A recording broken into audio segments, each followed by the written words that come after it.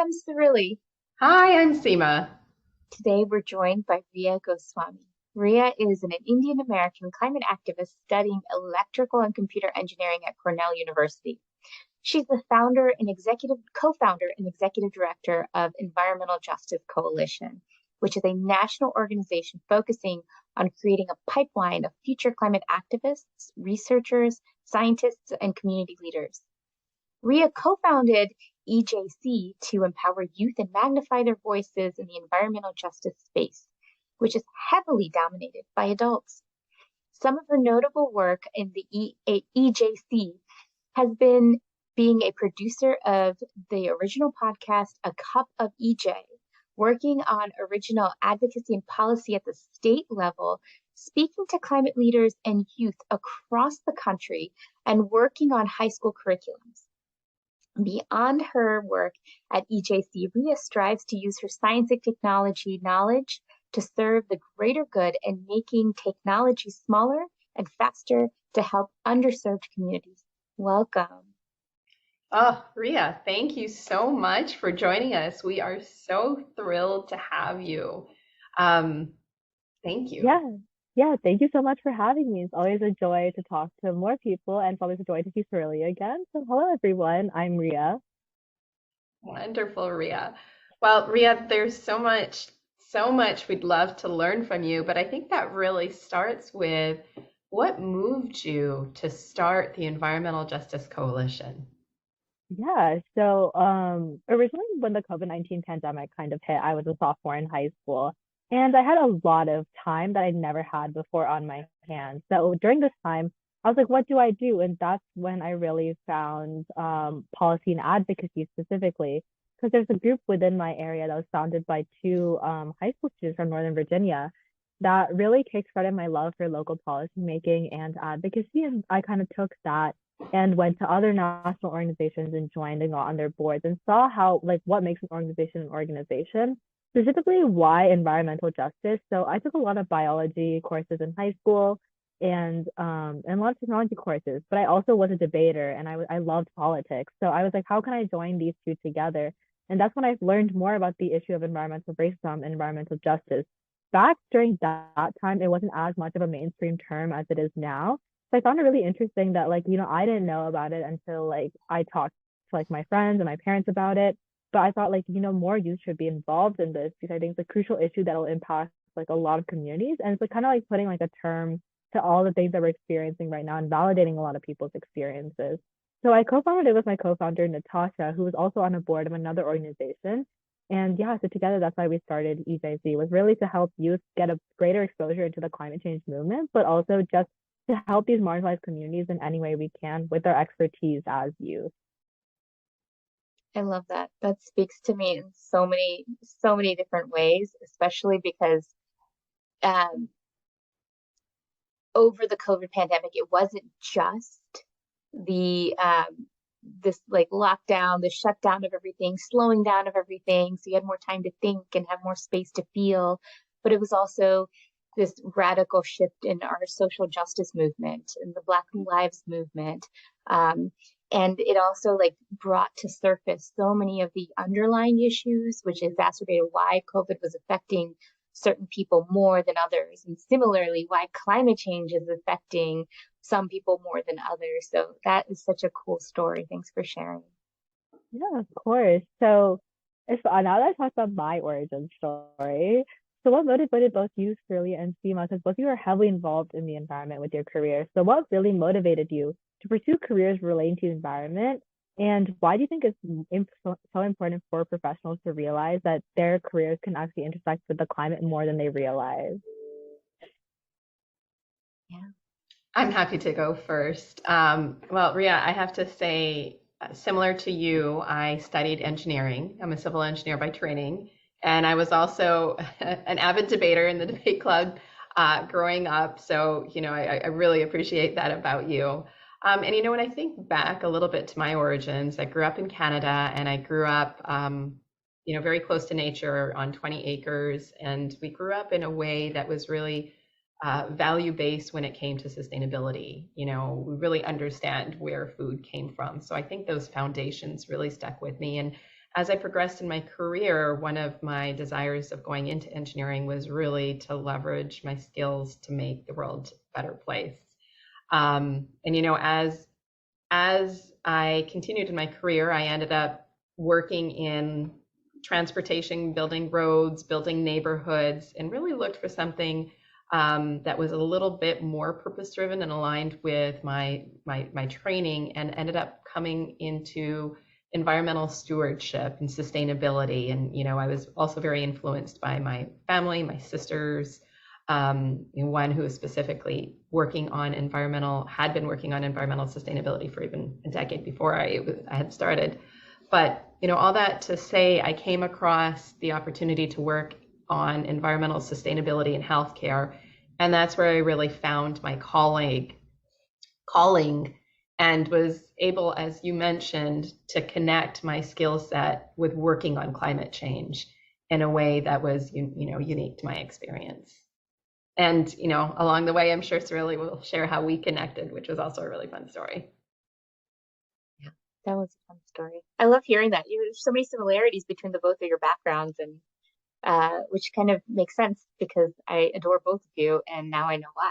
What makes that through line? For me, I stumbled in my career into public health and stumbled into environmental health. I was working a lot originally on emergency preparedness and response. And so I got to work on the preparedness and response side of natural disasters, and then saw my calling on the environmental health response. Like what happens in terms of natural disasters, man-made disasters even, and what that means to our health, because our environment and our like in the individual, the community, are so hard to separate. And I've shared before that there is just this connection with my Hindu upbringing, and its roots in being very aware of their surroundings, whether it's a man-made surrounding, whether it's a familial surrounding, or if it's the environmental. And so I just was so driven and drawn towards working on environmental health issues, connecting those two spheres, that our health cannot be a good status of health cannot be attained without a healthy environment. And through that work, I really was drawn to the disproportionate impacts of health, the disproportionate impacts of climate, and more recently, the racialized climate impacts on our health. And so my career for the last 15 or so years has really been focused in that lane. And I'm continued to be driven in that direction, because there are so many beautiful and diverse and just thoughtful and innovative voices in this space that often get overlooked because of the way capitalism has dominated the way who gets what platform, and how information gets shared out there. So that's kind of why I've stayed in this field for as long as I have, and also seeing the impacts on not just our children but grandchildren, and what that means in terms of climate and health, environment and health, and everything in between. Yeah, I think a lot of that resonated with me because a lot of the work we do is like with public health professionals. Like one of EJC's mentors is Dr. Lacha, who is a public health professional. But on Seema's point, I actually took a class on environmental stewardship. So a lot of what you said kind of like put what I learned in class into practice. So I think that's really cool because we hear a lot about environmental stewardship and how it looks like around the world, but like to see someone actually do it, I think is amazing. So yeah, that's really cool. But also to Cyril's point about how environmental health is so important to like being well. I think we're seeing that more and more, especially with the COVID pandemic, as you said earlier. But also just pollution and air. And I think people are starting to realize like it's a sense of climate doomism, which we'll talk about a little bit later. But it's just like it's hard sometimes to like fathom that like your grandchildren or even children might not have a safe environment to grow up in. Absolutely. And what you said earlier, Rhea, was so important that I want to just like kind of call it out again around the generational impacts, right? So you were saying that more young people should be made aware, should be, being given the tools to get involved if they choose to. And it's a generational thing, right? So we have some really seasoned advocates and leaders in the space, and now it's time for the next generation to come in and learn from and add to the conversation. And I absolutely love that. So with that in mind, tell us more about this Cup of EJ podcast and how these conversations have helped you change the ways in which you approach environmental justice issues now. Yeah, for sure. So a couple of these, was kind of like an idea that sprouted out of a random conversation I had with one of our directors, Miriam, who's also still a high school student. And unfortunately, she couldn't be here today because she has school. And I think that's one of the coolest things about EJCs that we're all run by pretty much high school and just like beginning fresh, like college freshmen slash sophomores. So we're really young, and a lot of us don't have the technical experience, but do have the drive and the motivation and in a way like social media skill sets and information skill sets that some adults tend to look over. And I think that's a really cool aspect of youth activism. Like I think youth activism really like came into the spot, like it was already in the spotlight with Greta Thunberg and other activists like her, but I think really we got to see, or at least I got to see, a lot more youth activists come into light and kind of like get their voice through the COVID-19 pandemic and kind of take that and popularize issues that no one really talked about before. Like, for example, one of my favorite creators on Instagram, TikTok, and etc. is like the Queer Brown Vegan. And he makes amazing content about things that like you typically wouldn't hear. Like one of his latest posts is about migrant justice and how that intersects with environmental justice. And I think that's like topics that we need to talk about. Like one of EJC's topics, like hostile architecture and how it's hostile to homeless people. And yet no one wants to talk about these things. I think youth have this unique power of being able to observe their surroundings and kind of like say like, I think there's something wrong. Because in a way, the more you live in a place, kind of you become immune to a lot of things and a lot of the hardships that kind of go around you. But the Cup of EJ is a really cool podcast we started. It basically focuses on talking to various professionals within the climate change space. And it's actually funny. It's like I play on a cup of OJ. So it made it a little bit quirkier, made it a cup of EJ. And kind of like a little bit of what we do is, yeah, again, we talk a little bit more and like explore the depths of the climate change movement. And hopefully the time it takes to drink a really like giant cup of coffee. Um, but yeah, so some of the cool people we've talked to are like Diamond Spratling, who's like a grassroots organizer in Atlanta. Congrats, Diamond. I hope she sees this eventually, but she's going to COP this year. So we talked to her about how has the environmental justice movement changed, because she's been in the movement for so long, how has it changed before the pandemic, during the pandemic, and now that we're like slowly coming out of the pandemic. We've talked to NASA scientist Dr. Patrick Taylor. He focuses on the Arctic specifically and how ice sheets melt. And yeah, and also with like the interaction with organisms and clouds and the sky. And so talking to these various people from like different states, we've also talked to Mr. Whitehead, who's like in New Jersey, and talked and worked specifically with the EPA to like kind of bring the gold standard New Jersey plan and bring that out to other states. So we talked to a lot of interesting people who come from very diverse backgrounds, and yet what that does for our listeners and hopefully other youth is show all the different facets. Like an activist doesn't have to look like just one thing. It can look like a scientist. It can look like someone who's actually working on the ground level. And it can just be so many different things. And what like everyone can contribute to helping alleviate climate change in their own way. I think that's what's the most important thing about how I've changed my approach to environmental justice, but also just realizing like there's no one solution to a problem. You have to attack it from many different ways if you really want to solve something. And even just contributing a little bit can go a really long way. So yeah, but some of my favorite conversations are with these people. Also Jay Jasinski, he's the marketing director at the Environmental Media Association. One of his conversations I think has to be my favorite because it was 40 minutes long, and we talked really about the intersection of Hollywood and the environmental movement, which is like a facet that I never thought about. And the EMA is a really cool organization because they give like they give like a green feel if the movie set or the movie is produced sustainably. And I think that's so important because we hear like, as you've heard about the celebrity jet scandal, the private jet scandal and how like celebrities kind of just like disregard the climate change movement in a way. I think it's so important to highlight the celebrities who do take it into account and highlight the people who are making that possible. Yeah, it's just like those are some of my favorite conversations I've had. Well, it's so exciting to hear the passion around, what this is bringing to you. What what's on the radar coming up? What are you excited to do in the future?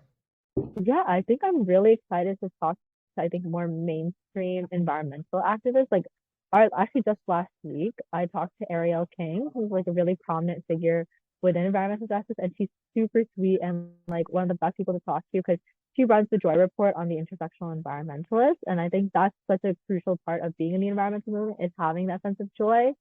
And she's also a lawyer. And I was like, Ariel, why did you become a lawyer? Like I know like if there's an obvious intersection between law and environmental justice, but like how have you brought that into practice? And how have you like kind of taken your law degree to give back to your communities that like has helped you and given you so much? So I think it's just so interesting. But I'm really excited to reach out to more people now. When I started a Cup of EJ, I kind of was just like shooting my shot with a lot of people. I kind of just like, oh, if they respond, they respond. If they don't, they don't. But so far the response has been really good. I think everyone, knock on wood, has said yes. So I'm really excited to talk to more people like, for example, Isaiah from the Sweet Air Brown Vegan is one person on my radar. There's one alumni from my school, Sophia Kiani, who I also really want to talk to. So there are a lot of these prominent activists, and I'd love to hear like their origin stories and what motivates them. So I think maybe something about them will speak to someone else and motivate them to become a climate activist. And that's all I really hope is just to educate people at this point. So I love that so much because it resonates with a lot of why we're doing what we're doing is, you know, uh, being in this space doesn't mean you have to be one thing or you have this like checklist. And hearing about why people are in this space is so, I think, just feeds the soul because you get to hear the personal stories behind why they got involved and also the climate hope, right? So, like, what is the hope out there? What do they want to do? What is the one thing they want to do? They don't have to change the world. What is the one thing they want to do to spark the next thing, And that sounds so aligned with what we're doing, and so appreciate that you're hosting the Cup of EJ podcast. yeah, it's a big joy to I think host a Cup of EJ and produce it because a lot of what we do is really just for our listeners and for our community to just give back, but also I think a Cup of EJ is also a way for us to network and expand our network as youth within the environmental space. So we get to connect with amazing cool people like Seema and Shirley. So, and speaking of podcasts, so obviously we're on a walk for climate right now. So why did you both start as a walk for climate? And what's one of your favorite conversations that you've had? And what are some of the goals you hope to achieve with these conversations? Wow. I'll start, and Srili, please add. I think as Srili and I had an opportunity to work together, we realized that we had an opportunity to lift up voices and highlight those who are doing this work to add diversity to the space. And, as I think about the conversations we've had and what is my favorite one, quite honestly, every conversation has just brought so much joy into and so much hope into this work, and really, I would say, continues to inspire to lift up voices that may not be traditionally the loudest voices in this space. And it's just really been a joy. Ditto to all of that. I think it's so hard to choose your favorite child, right? I mean, every conversation has been special because of the person. It's like a cocktail, right? So it's the person, it's the topic, it's their passion. Um, every time we have these conversations, I feel like I learn so much, and I'm motivated to continue doing what I do and doing more. And that's why these conversations are so special to me. When we first started, we did see a void in in leadership in both diversity and in gender. And there are a ton of people out there, as you're probably uncovering in your own search for interviewees, that there are a lot of people out there doing impactful work um, that don't often get the mic. And um, that that quiet activism, the attention, the spotlight, that's all fabricated, right? So why can't we create a platform? And then something unexpected, unintended happened. And I think you might see this happen too. I think you are already seeing it, is that we've been able to kind of create a network among the people that we've interviewed, and we've shown up on their podcasts or their events. We've gone to help them and support them in different ways in their work. So it's like this tight knit community we've created with some really like just amazing people and the work that they do. So that's what kind of keeps me motivated to keep doing this. Yeah, I think we've definitely realized the power of the network. But also I think it's because when you talk to someone, you establish a personal connection with them. It's like kind of like putting a personality or putting a little bit more depth to the like face you might see on the news or the face you might see on LinkedIn. Because I think it's just like hearing it from them and hearing it within their own voice, what motivates them, what drives them, really, I think makes you much closer to a person. And that's why networks support each other. After like, that's why networking, I think, is so important as well. And that's why EJC, I feel like, is a unique opportunity for you to network with people within the space, do their work, and do like, because everyone has their own passions. So I think it's just like a great opportunity. But yeah, so definitely everything that you said resonated with me. And it's not just in your face, right? So Right. just like yours, it's, let's have this conversation over a giant cup of coffee. Mhm. Ours is to bring these conversations to the kitchen table. And if we really look back at who's having the conversations and who's actually being welcomed into the conversations, are two different groups, right?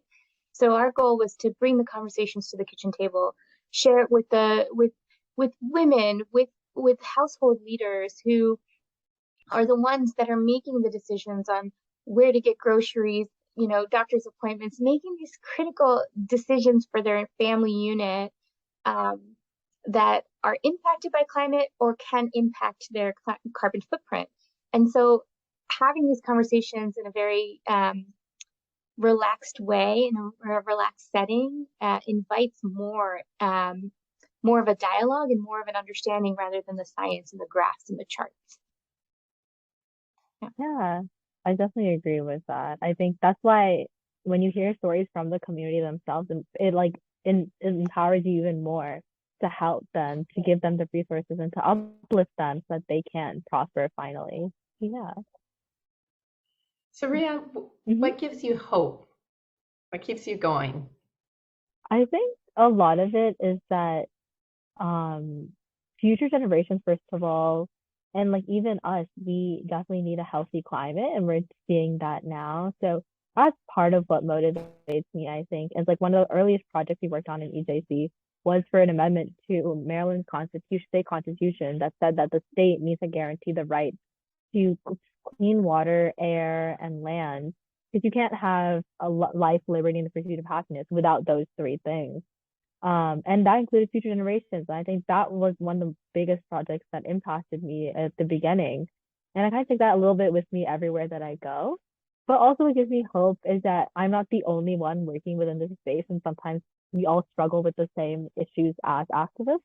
One of my good friends, Iris San, they have like we've had Zoom calls where we kind of just vent about some of the common problems in the space, and then we kind of come together to make solutions to these problems. Like, for example, I was telling them how, when I was an activist or when I started EJC, it would have been so nice to have like this manual and like, this is what you need to do. Of course, you need to learn some things the hard way, but it would have been really nice to be like, here's some resources you can go to, here's some projects, here's some people you can talk to. That would be so receptive. And I think that's one of the biggest things that activism has also taught me is that a lot of people want to help you and a lot of people want to just help into your mission. It's just you kind of have to take that first step and reach out. Funny enough, like how I got connected with Dr. Latshaw was I was at a college open house Um, and there was like an event that was like, oh, this is like for environmental sustainability. So at that point, EJC had been like 1 month old. And I was like, oh, okay, I'm interested in this. Let me see what he has to say. And a lot of what he said was super impactful and it was amazing. And I was like, okay, let me try emailing her afterwards. And then we set up a Zoom call and like the rest is history. So I think like a lot of it is kind of taking that leap of faith, but also seeing other activists within the space do amazing work and kind of like go places is also what inspires me. So the fact that like at least a little bit of what I do will contribute to someone somewhere is what inspires me. I love that so much. And shout out to Megan Latshaw at Hopkins Bloomberg School of Public Health, and has been a mentor of mine for many, many years. Well, Rhea, this has been an amazing conversation, and I wish we had more time to just continue talking, but I'm sure we will because you're part of our family now. Thank you so much for joining us, and thank you to you all for listening to us. Follow us on Twitter, Instagram, LinkedIn, and check out our YouTube channel. We'll have the full interview there and a few resources to link you to um, the EJC. Until next time, let's make some noise for climate.